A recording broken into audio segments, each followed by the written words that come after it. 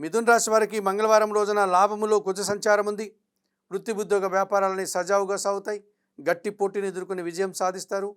Real estate రంగంలో పనిచేసే వారికి మంచి లాభాలు వచ్చే పరిస్థితి కనిపిస్తుంది. దశమములో శని సంచారం వల్ల వృత్తి ఉద్యోగ వ్యాపారాలని సజావుగా సాగుతాయి. పనివారి సహకారంతో చాలా పనులు పూర్తి చేస్తారు. పోటీ ప్రపంచంలో మీదైనటువంటి శైలిలో విజయాలను సాధించుకుంటారు. తృతీయంలో కేతువు సంచరిస్తున్నాడు. జన సహకారం బాగుంది. నిరాడంబరంగానే వృత్తి ఉద్యోగ వ్యాపారాల్లో రాణిస్తారు. భగవంతుని ఆశీస్సులు అందుకుంటారు. తీర్థయాత్రలు లాభసాటిగా ముందు సాగుతాయి.